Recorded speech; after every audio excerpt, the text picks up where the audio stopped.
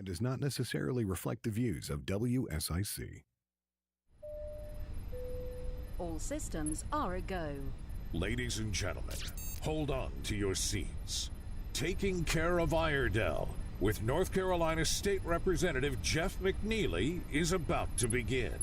In 5, 4, 3, 2, 1. Good morning, Iredell County. Hope everybody's doing well out there. A little overcast today. Hey, we're going to go real quick because my guest, I don't know how long I can hold him. I have Representative Destin Hall from up in Caldwell on the line. Let's see if we can bring him in, Joe. Hey, Destin, are you there? I'm here, Jeff. Hey, good morning. I know I got you busy. I know you got to do work other than just being at the legislature. That new wife, Madison, she's not used to that $14,000 paycheck. She needs a little more, I guess. That's right. Well, I supplement that $14,000 with my other job in Lenore. That's right. As legal, as a lawyer, and I couldn't get my regular law firm to tune in and come with me on talking about Trump and some other stuff. Dewey, Shafton, and Howe. They were all busy this morning, so I've got my next best option, in which is Destin Hall. Real quick, because I know we can't stay long. You've got stuff to do. What's your take on this Trump trial that just happened? The sham that they put forth in New York City. Jeff, I think it's one of the more despicable things that we have ever seen in the history of this country. The thing that really has bound this country since its founding was a commitment to the rule of law, and that is to the written law and not to what just judges, unelected judges, or even elected judges wish it to be. And in this case, what we saw was a made-up charge. So this prosecutor, he found a political charge that he put all of these pieces together on a charge that the statute of limitations had actually passed on, these misdemeanors. And he then connected it to other charges in ways that we haven't seen before, and then tried to make it into a felony.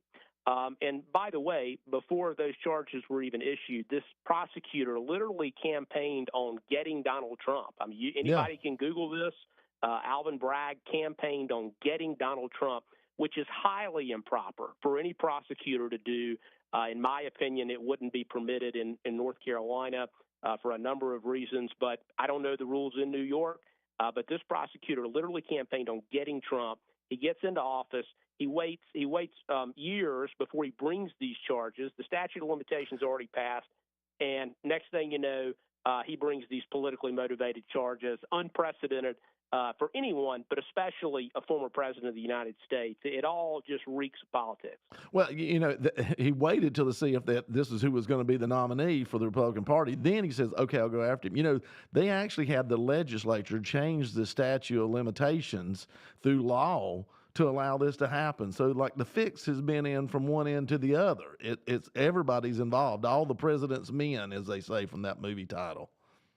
Well, you know, like I said, I don't know the specifics of New York law, but I do know federal constitutional law as it relates to criminal defendants. And I know that one of the basic things that the state has to do is they have to tell criminal defendant ahead of time exactly what it is that the state alleges that person did illegally. They've got to put it in writing.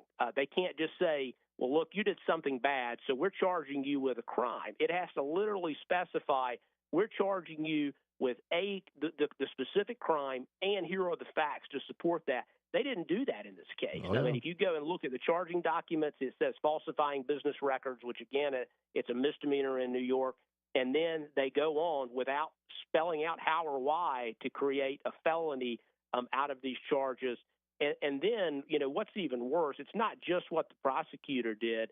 It's the way that the judge handled the case. And I went back and I actually read some of the orders, some of the pretrial orders in the case on things that this judge did. I cannot believe that he issued the jury instructions that he did. That the jury instructions are when the judge tells the jury what the law is. The way that this judge did this, I don't think would ever pass muster in this state, thankfully. I think it's going to be set aside on appeal. The things that they allege that Trump did here, the things that they showed at trial, in my opinion, are not even crimes. But the judge convoluted the law so much that it was almost impossible for a juror to find him not guilty based upon what the judge's instructions were. Well, you see Biden's people have lined up one after another, so that we get him in New York. Now we get him in Georgia, and now we get him here. And now we get him, so let's all get in line and let's all do whatever we can. There's no way I can win on my economy. There's no way I can win on my energy policies. All these things Biden cannot win an election on. So the only way he can win is to try to muddy his opponent as much as possible. And that's exactly the game plan. And he's using taxpayer dollars to do this because all these are public defense, or these are all public funds through defense attorneys, or district attorneys, excuse me, and in different jurisdictions all over the country. And that's the game plan. Costs the Democrats nothing. It costs the taxpayers a fortune to do these sham trials. So, I mean, it's pretty obvious what's going on. And was not surprised about the verdict. There's no way he gets a fair trial in New York City. And without the change of venue, which the judge wouldn't allow, which to me was obviously needed to be allowed for a fair trial, the whole thing played out just like it was supposed to. Yeah, I think so. And no, I do not believe he got a fair trial at all. Part of getting a fair trial begins with the prosecutor bringing the charges in good faith and not because of politics. We had a completely political charge here. Second, the judge has to tell the jury accurately what the law is. They have to follow federal constitutional law when they're trying a criminal defendant. In my opinion, those things were not done.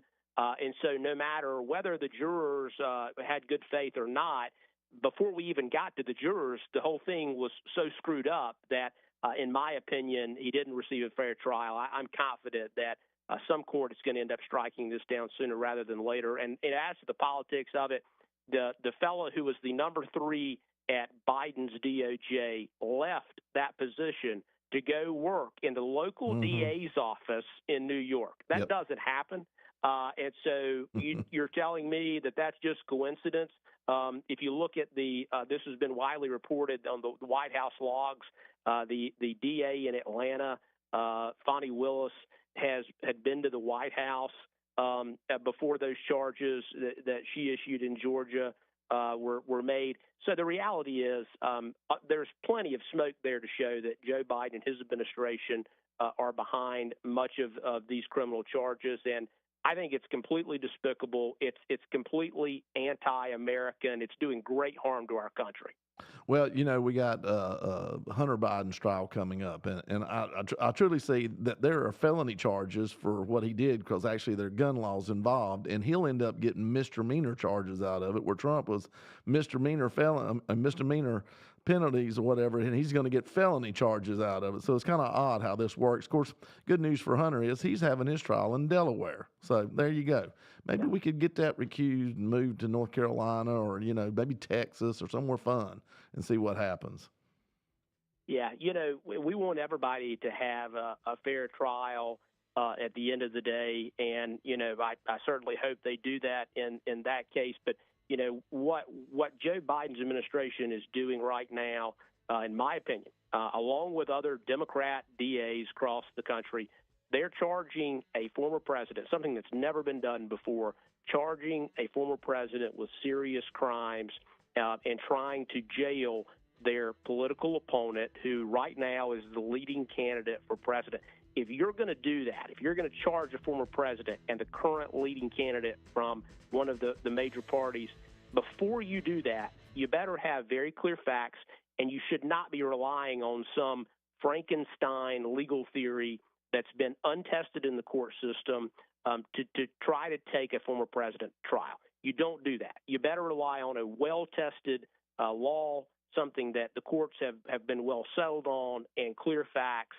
They didn't have that here. They had to stretch, and the result, I think, it's catastrophic for this country if this judgment's not set aside. I know. Hey, can you stay with me, or do you got to go? Because we're on a break. We went into the break. Yeah, got you. Yeah. Can you stay with me a little while after the break? Okay, we're going to break this whole tight. How much longer are we talking? Whatever you want to do. I mean, we can go to 11:30, or you can quit just whenever you want to stop. Like I said, we can go up to 11:30 if you want to, or you can quit whenever. So you tell me. I need to quit before 11:30 because I got to get on a call right then. I'll tell you what. Can I get off at about I don't know. Does it do you any good for me to get off about 11:22 or That'll so? work. That'll work fine. That'll Okay, work fine. let's do that. All right, then. All right. All right. See you, bye. Just hold tight. Okay.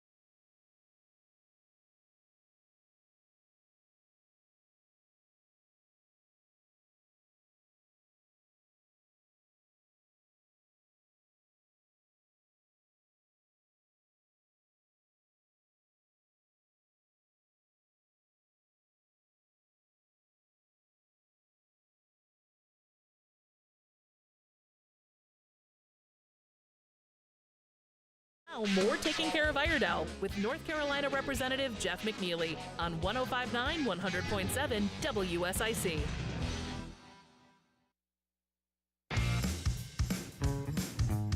All right, back here for the middle of the show here. Still got Representative Destin Hall from up in Caldwell.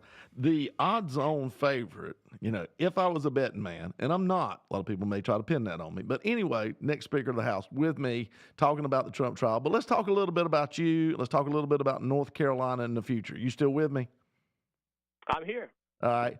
Like I said, looks like there's a good chance that you'll be the next Speaker of the House as Tim Moore moves on to the U.S. Congress. What future do you see for North Carolina under your leadership? What are some of the things, Destin, that you'd like to accomplish while there?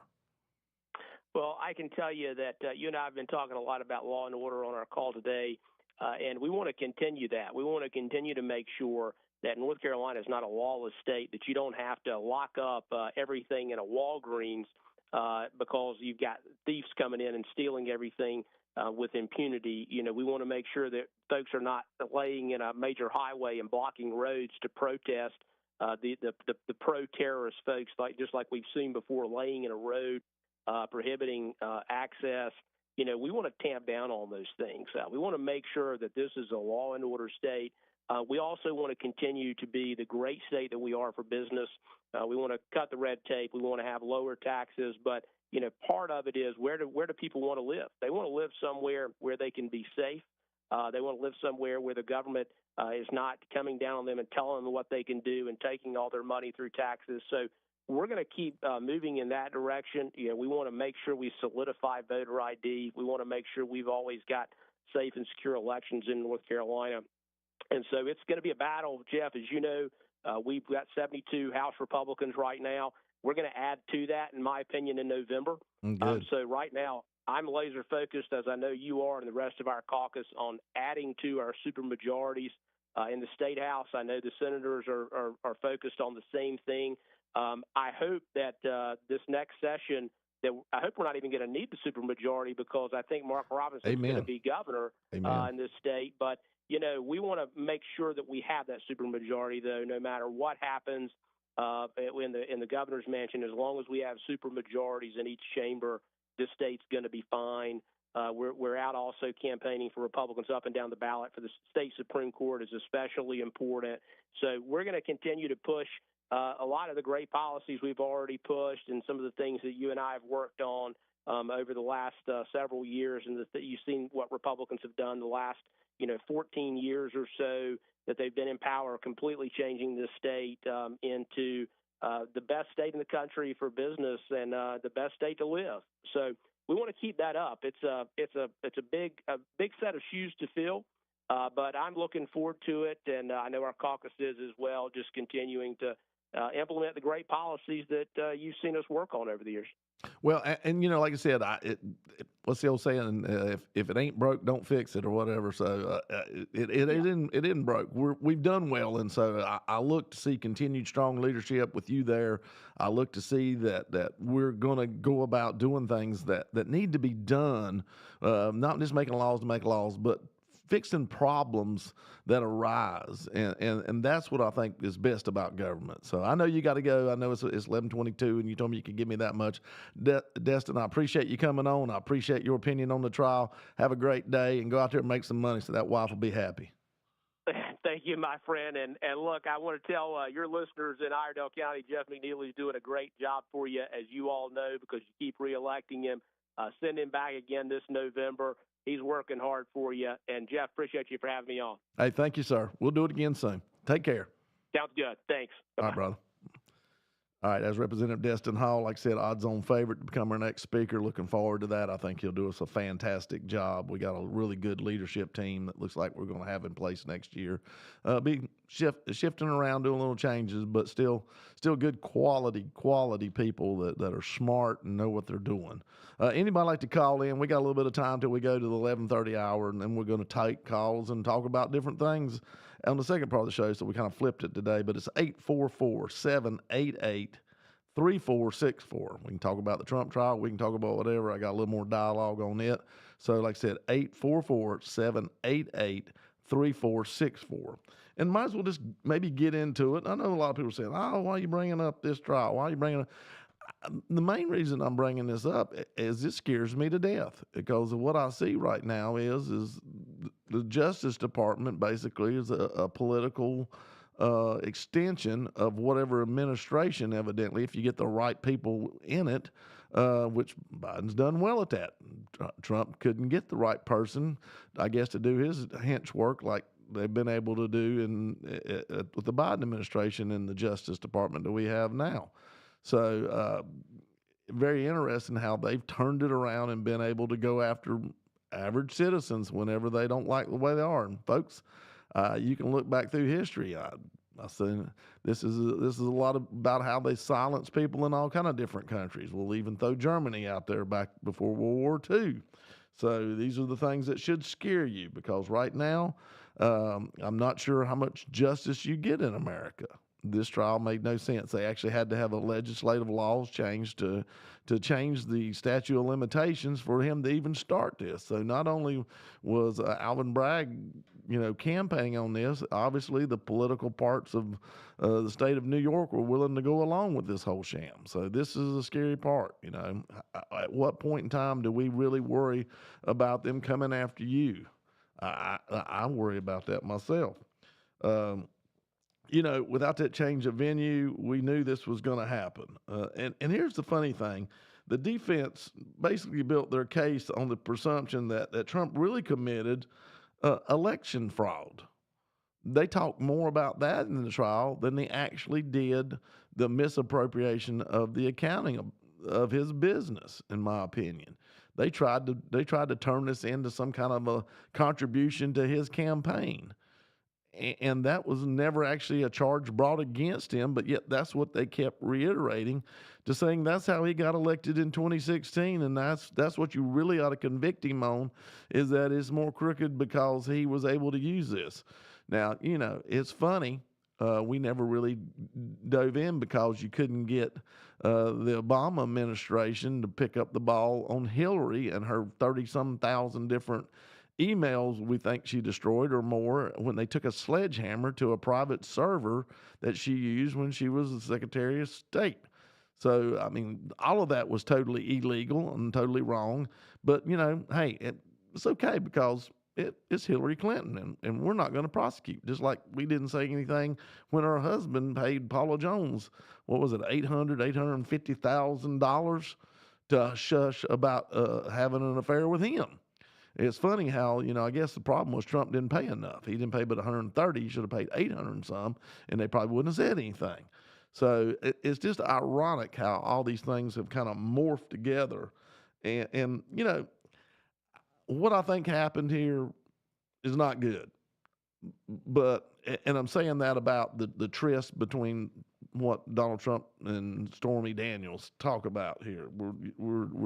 This is not great. And I'm not saying approving of any of his actions or whatever, but when a court case is settled out of court, and there's a settlement paid to somebody, that fee usually falls under, when the accounting procedures, under legal fees.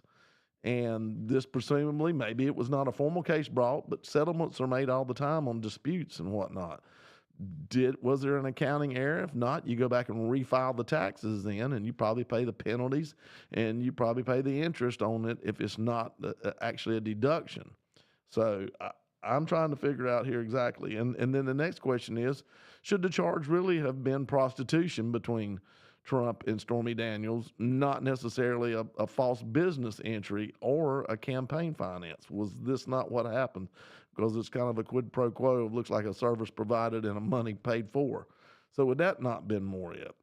The whole thing gets blurry. And then what Stormy did was not extortion. Is that not some form of blackmail?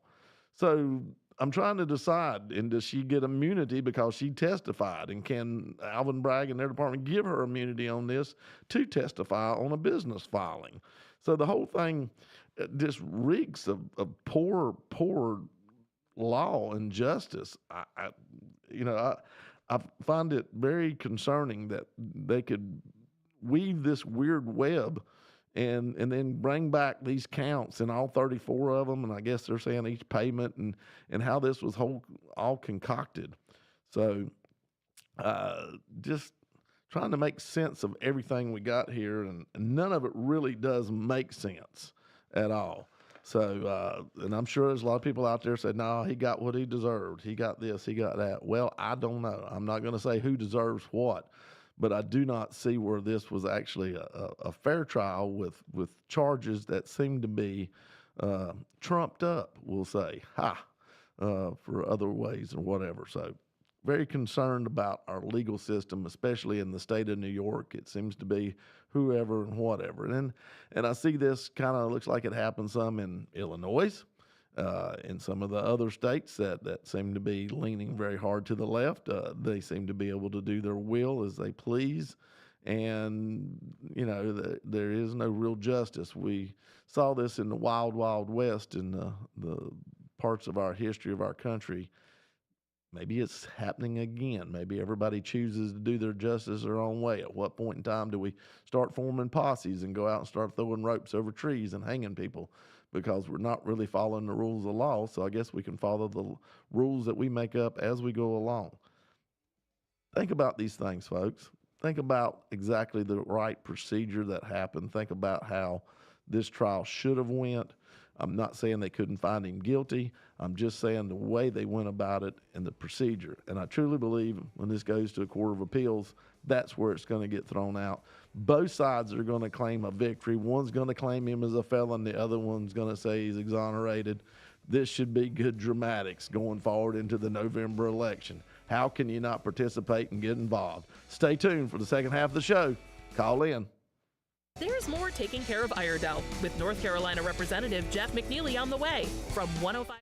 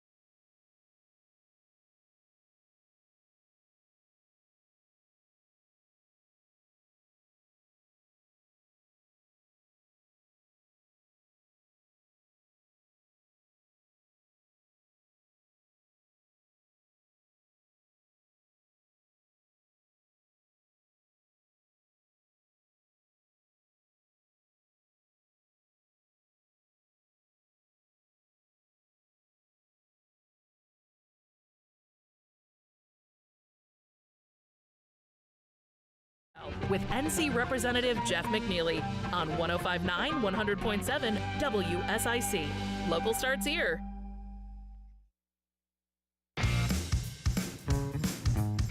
All right, back here for the second half of the show. And like I said, we kind of flipped it today, so now we're taking calls. So if anybody else would like to call in, please give us a shout, 844-788-3464. Also like to mention, I wasn't here for Memorial Day, so I hope everybody had a safe Memorial Day, and I hope we took time to reflect on the sacrifices made by so many for this great country and for each one of us. So I pray that we are always in true respect and true reverence for these great people who have made the ultimate sacrifice to keep us free. So appreciate y'all letting me go off that on Memorial Day. Real quick, got a call in the break there, and said, well, you kind of make it sound like Trump was guilty, and he's denied that he's ever had any encounter with Stormy Daniels, and I don't know. Maybe he hasn't. Maybe he has. Not sure of that. So I'm not trying to blame him one way or another in that. If he says he hasn't, then it's his word against her word, and we're up to that 130. Maybe she was going to blackmail him, like I said, was saying she did and didn't. I don't know the answer to that. I don't know what he did or didn't do. I do know the trial made very little sense to me, and I couldn't understand the accounting procedure they went about if we're just going to talk about accounting and not going to talk about any kind of ethics or any kind of thing like that. So just throwing that out there. He never did say he did have sex with that lady. I think that's, what was it, Bill Clinton's big line, I never had sexual relations, and everybody tried to figure that out from there. So President Trump denied having it, so we'll just say that we'll believe him. We don't know what exactly happened. One thing I will tell you that is going on, it's kind of bothering to me, is the annual report on Social Security has come out, and it's not good. Right now, it's saying approximately 25% of the future benefits are unfunded. So either we raise taxes, or Social Security taxes 25%, or we cut the benefits 25%. And, we keep talking about how Social Security is only going to last to a certain time. It's only going to last to a certain time. Well, understand this. We're having to give raises to people, cost of living raises, because of inflation, because of overspending by our government when they didn't really have the means to do it. So we printed more money, increased the money supply. And so now Social Security, we have to raise it to help match the problems. That's going to make it deplete faster. And nobody's really wanting to raise taxes on the Social Security side to help fund it. And nobody's wanting to do any cuts on the benefits. Both of those seem to be political suicide. Usually the Republicans don't want to raise the tax, and usually the Democrats don't want to cut the benefits. And so far they haven't chosen to raise the tax. So this is going to be an interesting saga, and it's going to play out pretty soon. I'll be surprised unless we just take money and print it like we've been doing and add to our debt another trillions of dollars. It's going to go in default if we're not careful. Now, the sad thing is I turn 60 tomorrow, and I was hoping to actually get a little bit of my money back, and I don't know if I'm going to make it or not there to get that. They're going to take it from me before I get there. So a lot of issues going on. I just want to see where we go with this. Once again, this is just a perfect storm of poor government hitting us all at once for things that we do. Also want to break into this too right now. Let me flip my page here a little bit and get back on it. One of the curious things about inflation that's going on, and I think it's kind of ironic now, Chuck Schumer, I think, was the 22nd or 23rd Democrat senator to sign on to a letter to the DOJ, Department of Justice. Once again, we're going to go after somebody and use the department. And these senators, U.S. senators, are wanting the DOJ to bring charges against the U.S. oil company CEOs on price collusion. They're saying they're at fault for raising the prices, and they colluded together to go ahead and have these prices, our oil prices, go up astronomically. and they need to be brought to trial. Folks, I'm serious. This is actually happening. So we'll see where it goes. Only 22. Looks like we got a couple different callers. Everything lit up. I don't know if it's anybody for me or not, but I'm going to keep talking until Joe tells me different. There's no real proof in this. The head of the Federal Trade Commission happened to pick up kind of a personal email, social media type kind of thing on one of the CEOs basically making a comment to his son. And with that, they think that's what it is. And the comment doesn't even really allude to that unless you want to try to just stretch it as far as you can. So now we're going to use our Department of Justice to attack different people, the heads of industries. And it gets back to, basically there's no evidence of wrongdoing, just conjecture. And if they have the trial in New York City, that's really all the proof that they need. It looks like it's just conjecture. So it depends on where it's going. So we do have somebody on the line. All right, bring him on in, Joe. We'll see who we got. Hey, this is Representative Jeff McNeely. Who's there? Hey, Jeff, good morning. In the interest of accountability for folks that didn't live through it, can you just quickly recap how you believe Social Security got into trouble in the very first place? I think it's an important thing for folks that, as I say, didn't live through it or don't know the whole story to understand. Well, the big thing I think with Social Security, there's been a couple different things over there. One, we started borrowing from it, and so now we put it in a jam as far as the availability funds unless we pay it back. So I think that was our first mistake we ever made, was actually borrowing money to fund other projects from Social Security. We saw that money there. That actually started, I'm pretty sure, in the Obama administration. So it's always been taboo not to, and we finally, when they had control of Congress and the White House, they decided to start it. That's one problem. Other problem is we've allowed a lot of people to draw out of the fund that never really paid into the fund. And I think that's an issue. So at some point in time, everybody should have been paying in. Now the third issue that's going on is we've got more people kind of hitting that age retiring with the baby boomers than we do having younger ones pay into it. It's always been, basically there was one coming on into the workforce, pay for one leaving the workforce. Now it's more like a two leaving the workforce and one paying in. So all of those things have happened to cause a great storm of financial inconsistency that is going to really end up killing Social Security before it's over with. And so we've either got to change what we're deducting from people's checks, putting in there if we want it to survive, or we need to think of another way to allow people to collect money tax-free. And there are some stuff out there, Ross and this, that, and the other. You pay it before it goes in, but there ought to be a way where you don't pay it going in and you don't pay it coming out if it's going into a fund to help you at a certain date in future time.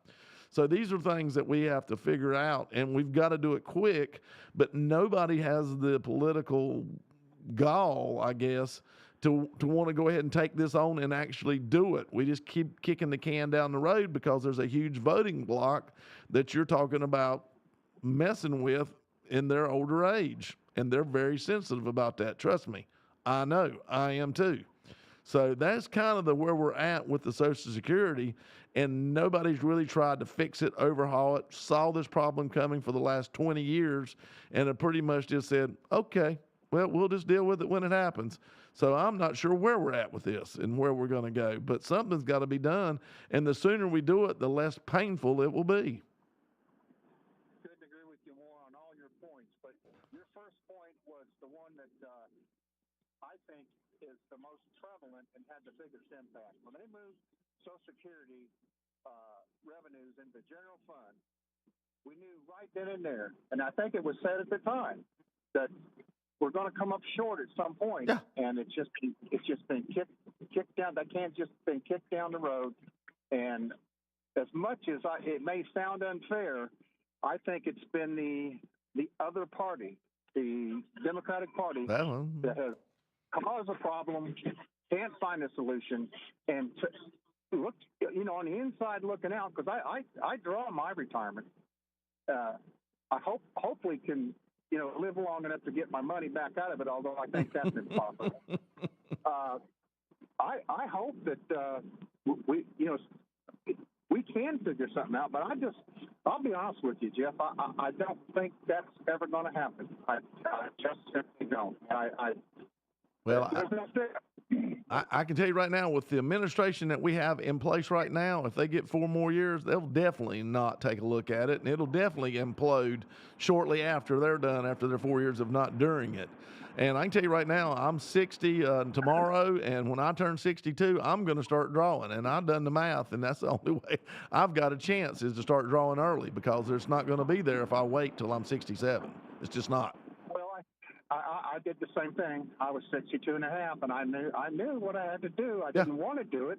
I wanted to wait till I was 67. Me too. But they're just forcing folks into really a bad position, and it's a detriment to the country.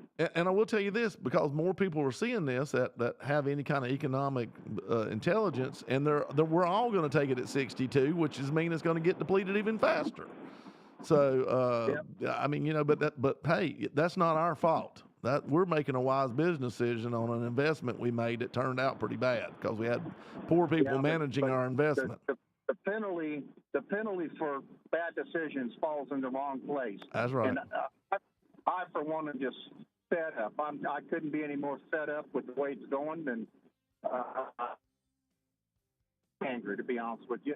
Well, we were sold a bad bill of goods is what we were. Yeah, they took our money. They took our money and wasted it, and we kind of had a say in it at the ballot box, but we really didn't have a say in what the craziness was going to happen once we got them in there.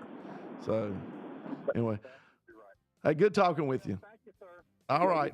We're going to take a hard break. We got a couple on the line. We'll take them when we get back. All right, folks, hold on the phone. Stay tuned.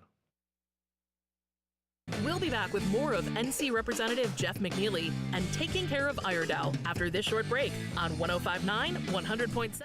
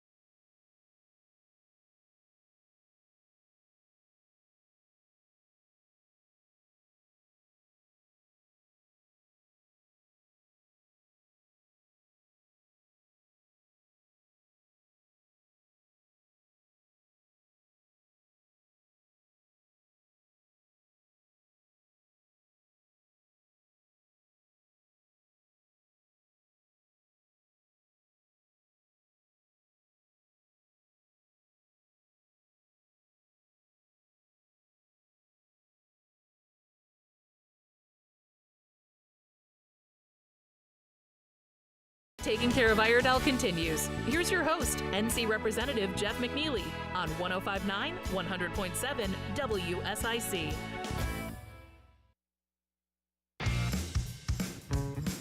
All right, back here for the last part of the show. Hey, I got James on the line. Joe, let's see if we can bring James back on. James, are you with me? Yes, I am. Hey, yeah, we were talking a little bit in the break there about Social Security. Go ahead and let's start back up again. You're basically saying this is just adding to our national debt to a point, the way they've reworked the whole system, and that's not exactly wrong, because now that they've borrowed into it, they put it part of our national debt to a point. So Yeah, I'm a retired accountant, and I did a little governmental accounting, and I followed both state budgets, even local budget, county, city budgets, and the federal. And I find it so whimsical when I hear on public airways, like just this morning, about Social Security assets being depleted. Well, those assets essentially are Treasury bills and debt, from a basic 7-day Treasury note up to a 30-year Treasury note. I think there are even 40 and 50-year Treasury notes now. That Social Security is actually holding on its books at any moment in time. That's what they're really talking about. Well, to me, that's nothing more than a vicious circle of the government.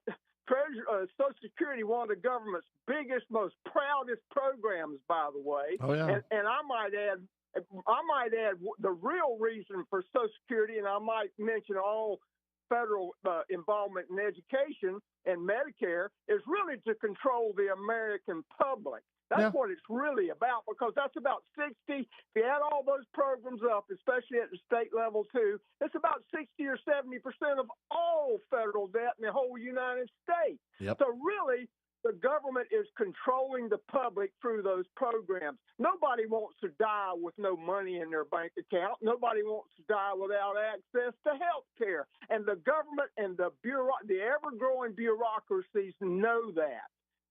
That's why they want to continue controlling. I will make one more comment, Jeff. I know you want to get your other talker on the line.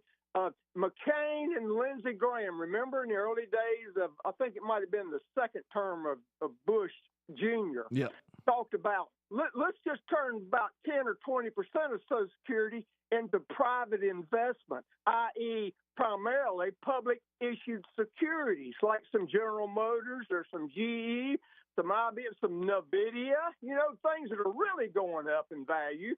No, two Republicans, rhinos, McCain, God's called him home, thank God, and Lindsey Graham said, let's privatize it. And they shot it down immediately. No, we can't have that. They can't get to the money. I would be proponent of Social Security as I'm trying my best to save for myself privately beyond Social Security. I would be a proponent of it if they would say, yes, let's put private assets into it. I don't mind the government telling me I got to provide for my retirement or my health care. Just let me control my money and my access to it. Yeah. That's all I got to say. Allow us to put it in tax free and take it out tax free. Don't charge me on my IRA going in with my Roth or my regular IRA coming out. Give me that. And I looked at my. Well, Jeff, I don't even have a big problem with them taxing me on my income a little bit, if they'll at least let me control it once it goes in there. I don't mind them dictating that I've got to have X dollars and have it funded for my retirement. I don't want the government taking care of me, but I want to control where it's going. I agree. And I want to cut. Jeff, regardless of how we vote in this country, I'm unaffiliated now. Regardless of how we vote, the bureaucracies continue to grow. Mm-hmm. We'll never have liberty and freedom in this country until we stop it. I agree, brother. I agree. Here's the thing. They don't want us to be, they can't get to the money if we control it. So that's not going to work for them.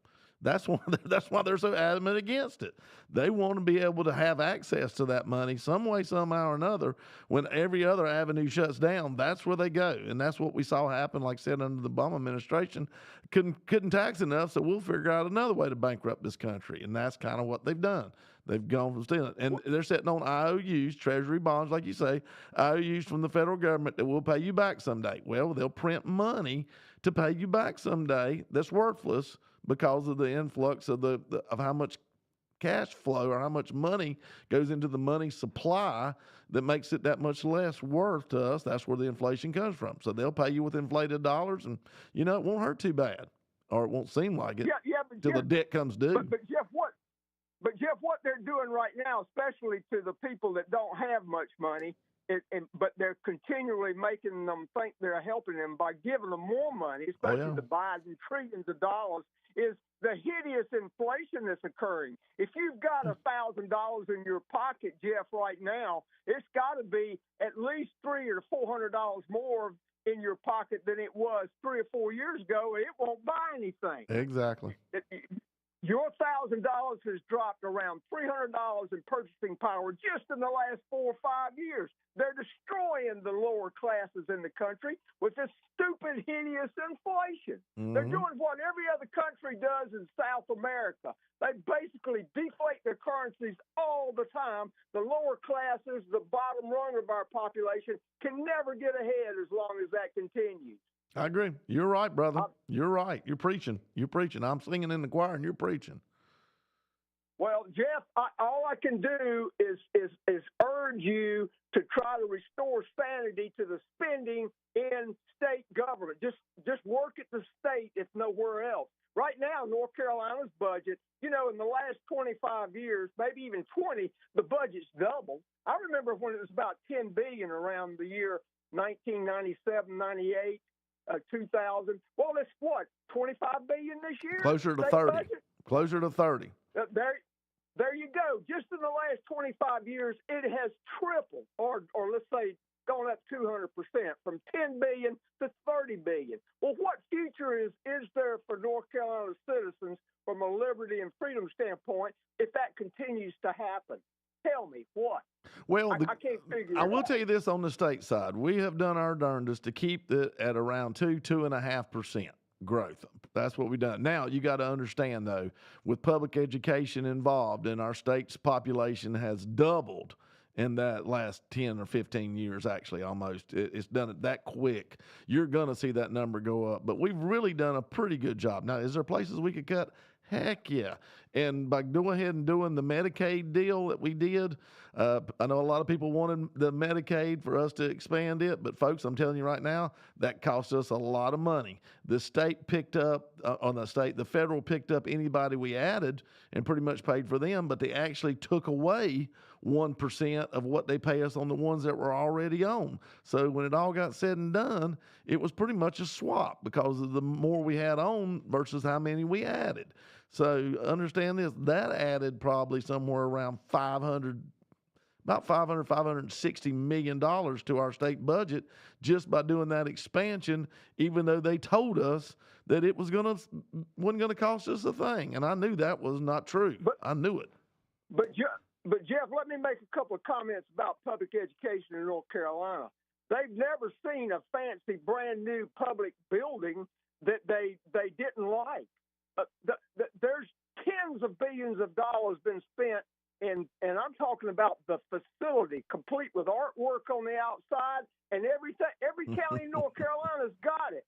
In these large city systems, we've got teachers and administrators in the public education system that would not get the compensation or be permitted to have a job in the private sector such as they have now, courtesy of taxpayers. I'm sorry, but I'm not a proponent of public education anymore. I'm a proponent of education, but not courtesy of the government. Count me out. Well, that's one of the reasons we did the opportunity scholarships and school choice like we did. That way it gives people these options. It gives them options. James, I appreciate you. We built this country, though, Jeff, and I remember my granddad, he's been dead since 1958, pointing to a wooden shack down in South Carolina that he went to school in, basically about a 3 or 4 room wooden shack. We built this country on that kind of education system, Jeff. We didn't build it on every county in North Carolina having about $4 or $5 billion worth of brand new educational facilities. That money needs to go into higher tech and the compensation of the very best people that can deliver the instruction, not these fancy facilities. I'm sorry. I agree. I've always said all the high schools in North Carolina look alike. Hey, we're getting close on our time, getting ready to be done for the day, though, but I appreciate you. Thank you so much for letting me preach. You got it, brother. I'll come back here another sermon soon. See you, James. You bet. Bye. All right, can't get into it real deep. Like I said, looks like I struck a nerve here by talking about Social Security, because I think that's all of us thinking it's going to be there someday, some sooner than others. So next week I'm going to get into a little bit on this Samuel Alito and the flag deal. I had that to bring up, but I'm going to probably hold it off till next week because we're getting close on time.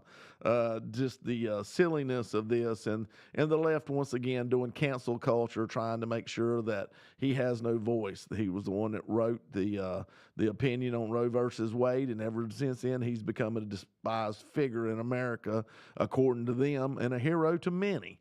So this is interesting how they'll go after a sitting Supreme Court justice. As we get down to it here, we're getting ready. I'm going to go ahead and say our prayer today. And believe me, there's a lot to pray about. Dear Heavenly Father, dear Lord, we just thank you for the blessings that you have given us this country. We thank you for those who have died for our country, for our freedoms. We pray we never forget them, Lord. We pray for our service people all around the world, both foreign and domestic. Keep them safe, Lord. We pray for our law enforcement. We pray for our country. Pray for us that are in elected positions to make wise decisions for you and be ever mindful of your path. In Jesus Christ's name, amen. Folks, until next week, take care. You've been listening to North Carolina Representative Jeff McNeely. Join Jeff again next Monday morning at 11:05 for Taking Care of Iredell on News Talk WSIC.